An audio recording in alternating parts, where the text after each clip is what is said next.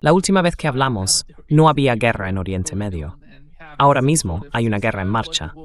Y aunque tenemos una especie de alto el fuego, la guerra sigue. Creo que es bueno detenerse un momento y mirar lo que ha pasado hasta ahora. Tuvimos la guerra de 12 días, y luego, este año, el 28 de febrero, empezó la segunda ronda del conflicto. Y esto fue lo que dijo J.D. Vance antes de la guerra, antes de que comenzara la primera ronda en junio de 2025. Y la forma en que lo presentaba, cómo implicaba a la gente, a la India y al ISIS en esta guerra. Esto fue lo que dijo.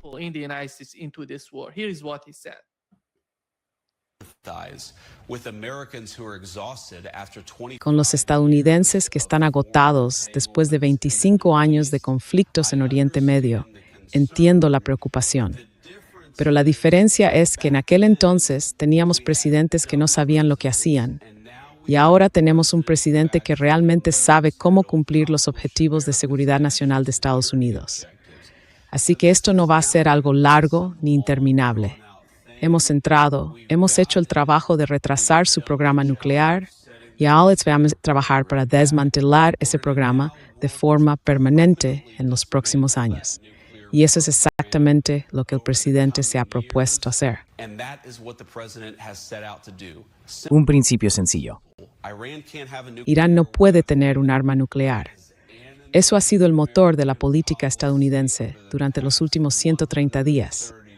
Y va a seguir siendo una fuerza clave de nuestra política en Oriente Medio durante los próximos 3 años y medio.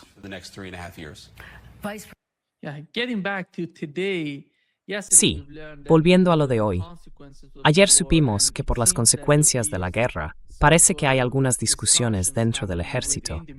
Por eso vimos que el secretario de la Marina fue destituido por Pete Hegseth.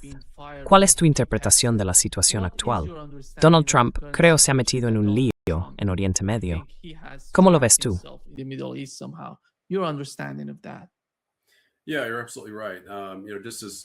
Sí, tienes toda la razón.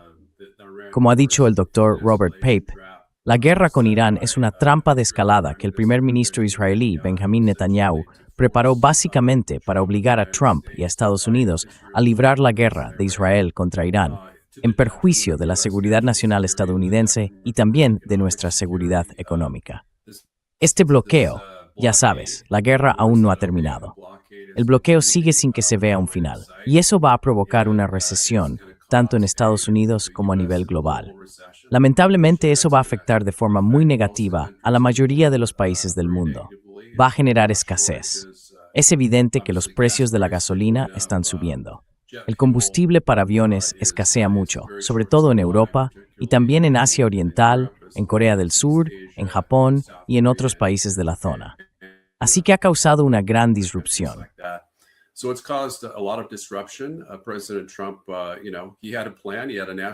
El presidente Trump, ya sabes, tenía un plan.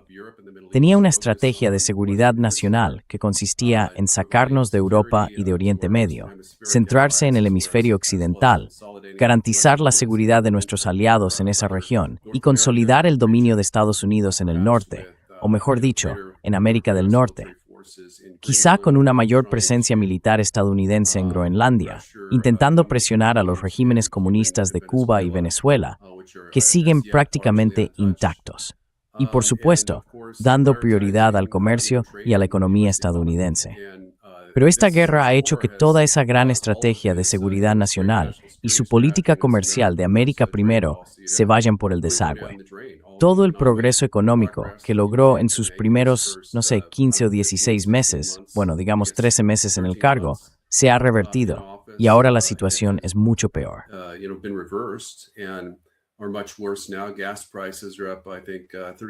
El precio de la gasolina ha subido, creo que entre un 33 y un 40%, y puede empeorar mucho más, porque va a hacer falta, harían falta unos 6 meses solo para limpiar las minas del estrecho de Hormuz. Está claro que no hay una solución militar para que Estados Unidos recupere el control.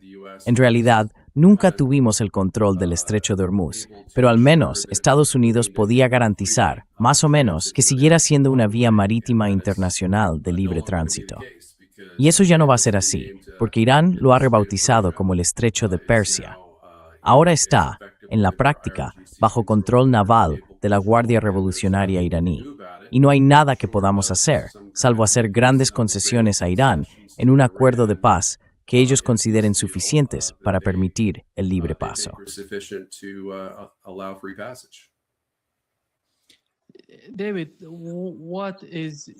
David, ¿cuál es la salida? Has mencionado la situación en la que se encuentra ahora mismo Donald Trump. Y mucha gente dice que la solución más sencilla sería simplemente abandonar la región, salir de Irak, de Afganistán, marcharse de allí. Y que los países que utilizan el estrecho de Hormuz hablarán con los iraníes y encontrarán su propia solución, su tipo de solución. Pero Donald Trump, de algún modo, como sabes, como recordarás cuando empezó esta guerra, todo giraba en torno al cambio de régimen. No fue solo porque Donald Trump llegara él mismo a esa conclusión.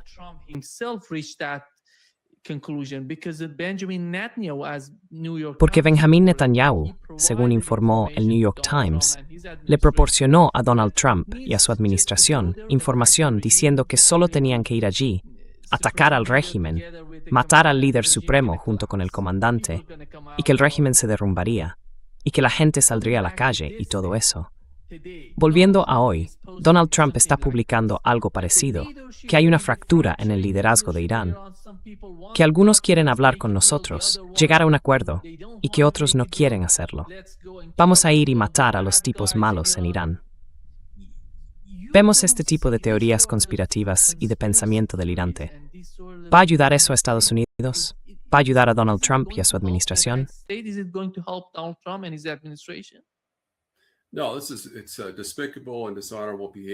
No, es un comportamiento despreciable y deshonroso, incluso amenazar con esos ataques.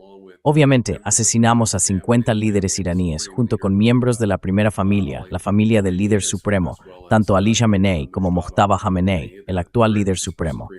Y bueno, mujeres y niños. Estados Unidos, y supongo que fue Israel quien lo hizo, pero con pleno apoyo estadounidense asesinaron a esos líderes.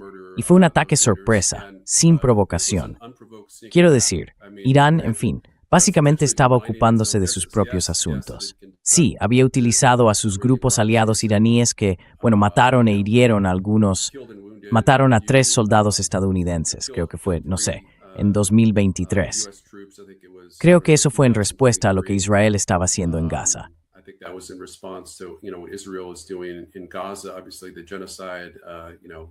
Obviamente el genocidio, al principio fue una guerra justa, pero luego Israel decidió convertirla en una guerra de agresión, destruyendo el 92% de las viviendas de Gaza con el pretexto de que el 1,7% de los ciudadanos gazatíes que eran de Hamás se escondían allí.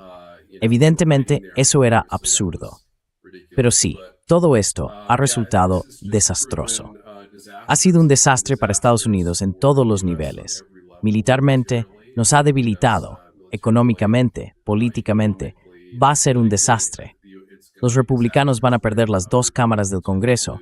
Trump va a ser sometido a un proceso de destitución. Incluso existe una pequeña posibilidad de que llegue a ser apartado del cargo. Pero en definitiva, ya sabes, Irán, seguimos diciendo que Irán es otra cosa, que su régimen islamista es distinto, que son terroristas, que no se puede razonar con ellos.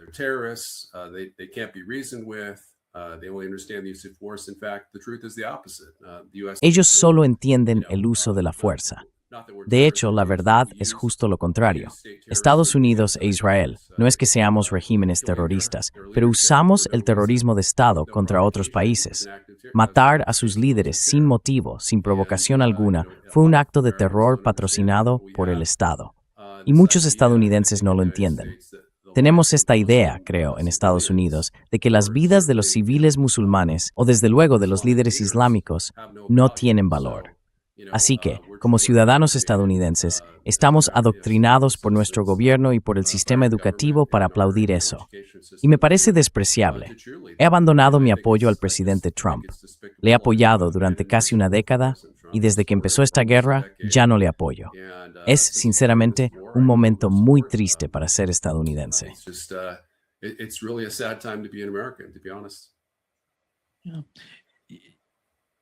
Sí. Miras hoy el Oriente Medio. ¿Qué aportarías tú? ¿Cuál es la diferencia, sabes, en lo que respecta al Golfo Pérsico hoy en día? Has mencionado el Estrecho de Hormuz. ¿Cómo marcarías las diferencias entre la situación antes de que empezara esta guerra y la que tenemos ahora, teniendo en cuenta el Golfo Pérsico, los países del Consejo de Cooperación del Golfo, Irán y toda la región?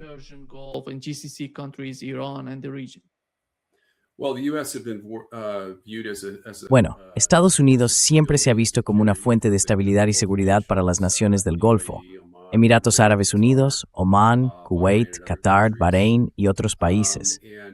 Pero ya no lo es, porque se dieron cuenta, por las malas, de que fuimos nosotros quienes iniciamos esta guerra de agresión no provocada contra Irán, y ellos respondieron atacando nuestras bases. Y no solo atacaron nuestras bases, también atacaron algunos objetivos gubernamentales y energéticos dentro de esos países.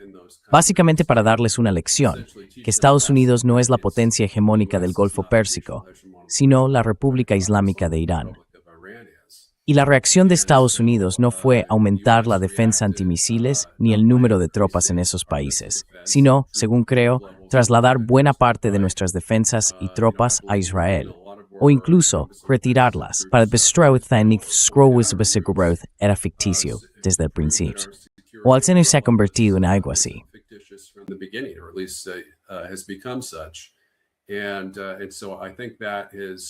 Creo que eso ha demostrado al mundo, y sobre todo a nuestros aliados en la región, que no se puede confiar en Estados Unidos para defenderlos ni para garantizar su seguridad.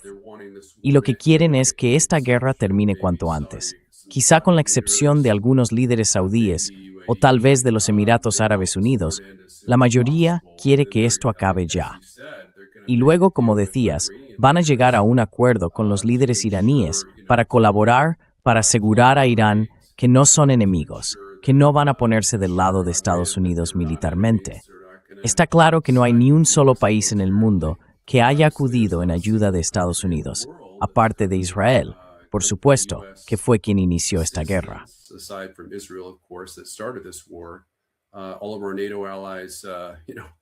Todos nuestros aliados de la OTAN, ya sabes, no enviaron ni un dragaminas ni un asesor militar.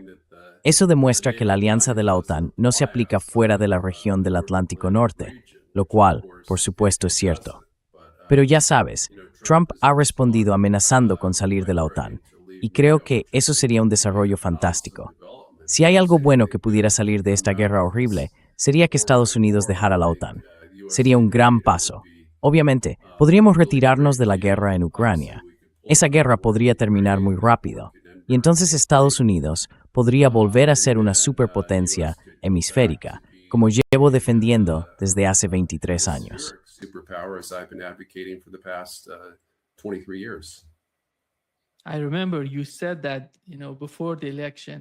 Recuerdo que dijiste eso antes de las elecciones. Tú, Vivek Ramaswamy, luego te uniste a Donald Trump, y lo has mencionado varias veces en este podcast. Pero David, tuvimos a John Kerry hablando sobre lo que ha pasado con el caso de Netanyahu. Dijo literalmente que cada administración había recibido esa propuesta de Benjamin Netanyahu, que llevaba mucho tiempo queriendo esta guerra. Entonces, ¿tú crees que el único que decidió ir a la guerra fue Donald Trump? ¿Por qué? ¿Cuál fue el problema? ¿Y cómo consiguió convencer a Donald Trump y a su administración para entrar en esa guerra? Donald Trump and his administration to go to this war. Bueno, sí, esos informes son totalmente correctos. Desde la época del gobierno de George W. Bush, Netanyahu ha ido a la Casa Blanca intentando convencerles con una propuesta de ese tipo. En realidad, lo que pedía básicamente eran los códigos de identificación amigo-enemigo para que sus aviones pudieran volar sobre Jordania e Irak sin ser derribados. Y tanto Bush como Obama y Biden decidieron negar ese permiso a Israel, que en el fondo habría significado iniciar una guerra de agresión contra Irán. Solo Trump fue lo bastante imprudente como para aprobarlo. Y lo hizo a pesar de que Estados Unidos lleva unos 20 años realizando simulacros de guerra que demuestran que en un conflicto entre Estados Unidos e Irán, Irán no puede ser derrotado. Yo diría que eso sería una derrota para Estados Unidos. Así que, en esencia, sabíamos que una guerra así no se podría ganar.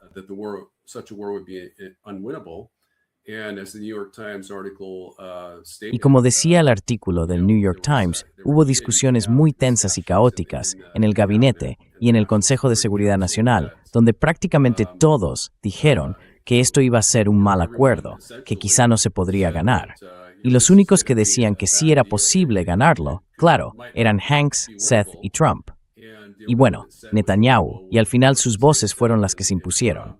Pero J.D. Vance hizo un gran trabajo intentando disuadir al presidente de hacerlo, de tomar esa decisión y entrar en guerra con Irán, iniciando una guerra imperial innecesaria, una guerra de agresión, una guerra regional, una guerra entre grandes potencias, la primera en la que Estados Unidos se ha visto implicado desde la Guerra de Corea y que tenía una gran posibilidad de escalar hasta una tercera guerra mundial.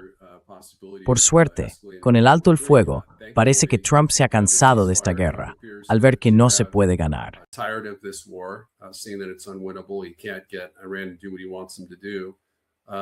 No consigue que Irán haga lo que él quiere, así que va a optar por el alto el fuego. Lo ha prorrogado indefinidamente desde hace 2 días. Claro, podría cambiar de opinión en cualquier momento, era famoso por eso. Pero según otros artículos, hubo uno en el Wall Street Journal que decía que actuó con miedo. En cuanto tuvimos, ya sabes, a un aviador que derribó, un coronel de la Fuerza Aérea, el oficial de armamento del F-15E, que fue abatido por las defensas aéreas iraníes, él dijo: tenemos que recuperarlo, porque me preocupa que esto hunda mis cifras en las encuestas. Bueno, sus cifras ya están por los suelos, pero creo que ha aprendido la lección. No debería lanzar una invasión terrestre de Irán, porque sería desastroso para nosotros. I think that Benjamin Netanyahu finally got to the place, because as we talked about it before, he wanted this war. In your assessment, what was the outcome of this war so far for Israel? Israel is different. They think differently. They don't see the way, even with the war happening in Iran, I would argue the agenda on the part of Israelis was totally different from what was in the mind of the Trump administration. But Su forma de entender la guerra contra Irán. ¿Qué han conseguido hasta ahora? What have they achieved so far? Bueno, en cuanto a Netanyahu, tienes razón. Sus intereses son muy distintos de los de Estados Unidos. No les importa si se cierra el estrecho de Hormuz. Apenas obtienen, si acaso, algo de petróleo del estrecho del Golfo Pérsico. Así que el objetivo de Netanyahu ha sido muy claro durante los últimos 20, quizá 25 años. Su agenda ha sido lograr la hegemonía israelí sobre toda la región de Oriente Medio, con la excepción, básicamente, de Pakistán. Así que Irán realmente, después de que consiguiera que Estados Unidos le ayudara a derrocar al régimen de Assad en Siria, que diría yo era mucho más favorable que el régimen anterior, liderado por Al-Qaeda que tenemos hoy en Siria, entonces degradó. Bueno, en realidad, Hamas no quedó tan degradado.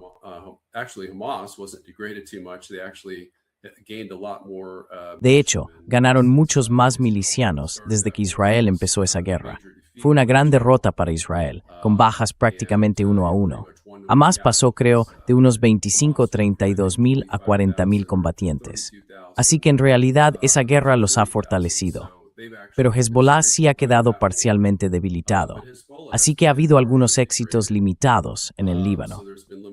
Por supuesto, esa guerra seguía activa hasta hace como una semana y podría reanudarse en cualquier momento. Pero creo que Irán, o más bien Israel, calcula que la guerra con Irán ha permitido. Según los informes de inteligencia de Estados Unidos, se ha destruido el 50% de los lanzadores de misiles de Irán, 1/3 de su fuerza aérea y el 40% de su marina. En concreto, creo que la marina de los guardianes de la revolución ha sido destruida o inutilizada.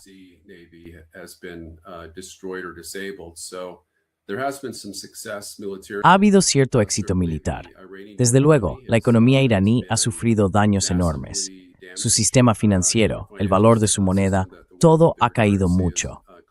Creo que eso podría recuperarse en no demasiado tiempo, una vez terminada la guerra y levantado el bloqueo. Pero aún así, ha habido un debilitamiento importante por ese lado. Ahora bien, en el plano estratégico, Irán se ha fortalecido enormemente, porque ahora es el poder hegemónico de la región del Golfo, y eso hay que reconocerlo. Estados Unidos tiene que reconocerlo, básicamente. La Marina estadounidense ha demostrado ser incapaz de disputar el control iraní. Así que eso supone una revolución en la dinámica de poder regional.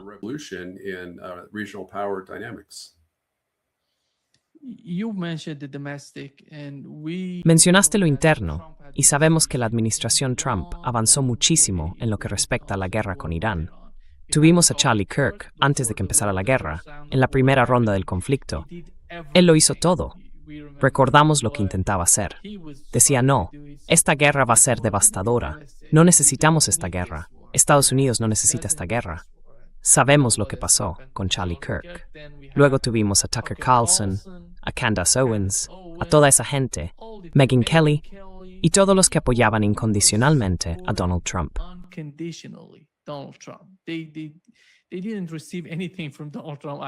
No recibieron nada de Donald Trump, diría yo. Hicieron todo lo posible para ayudarle a ganar las elecciones. Pero al final, ¿quién es el mejor amigo del presidente de Estados Unidos? Lindsey Graham. Es increíble. Da igual si el que está en el cargo es Joe Biden o Donald Trump. El mejor amigo sigue siendo Lindsey Graham. ¿Qué significa eso? ¿Cómo va a influir eso en el Partido Republicano y en su futuro, teniendo en cuenta la forma en que Donald Trump, de algún modo, ha destruido su propia base?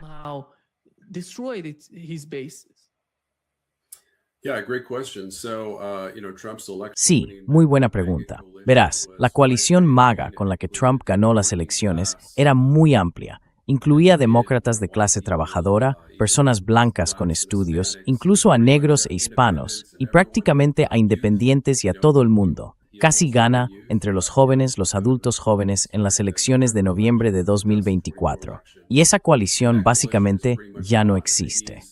Y como ha dicho Piers Morgan, da la impresión de que ahora va contra todos. Va contra los cristianos, contra los católicos, ha insultado al Papa y se hace pasar por Jesús. Quiere que lo adoremos como si fuera una especie de divinidad menor.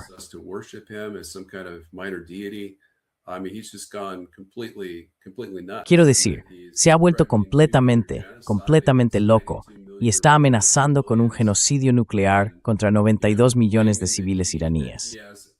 Y además, dice que tiene los mejores intereses del pueblo iraní en mente. Es absurdo. Este no es el líder que elegimos.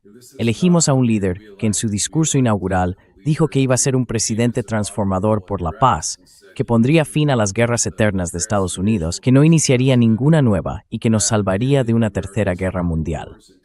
Y salvo por lo de la tercera guerra mundial, ha hecho prácticamente lo contrario, 180 grados en la dirección opuesta.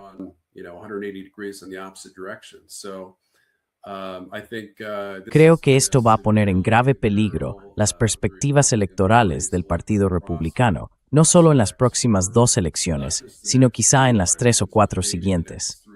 Podríamos perder el poder durante una generación. Soy republicano de toda la vida, y de nuevo, he sido partidario de Trump durante muchos años.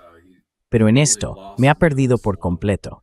Podría recuperarme si hiciera las paces con Irán, levantar el bloqueo, firmar un acuerdo aceptable para Irán, retirar a las tropas estadounidenses de Oriente Medio, cortara la ayuda militar a Israel y pusiera fin a la guerra en Ucrania.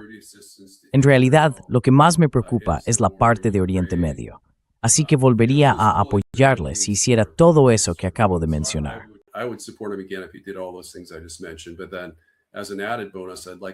Pero luego, como un extra, me gustaría verle sacar a Estados Unidos de la OTAN, o al menos de la estructura de mando militar de la OTAN, y firmar un acuerdo de paz bilateral con Rusia, y después presionar a Zelensky para que lo firme. Pero bueno, eso es un camino largo. No creo que lo haga. Se ha rodeado de neoconservadores. Según se dice, planea forzar la salida de Tulsi Gabbard como directora de Inteligencia Nacional antes de noviembre.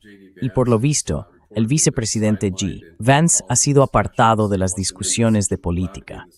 No se le permitió acompañar a Trump durante los ataques a Venezuela e Irán porque se opuso a ambos.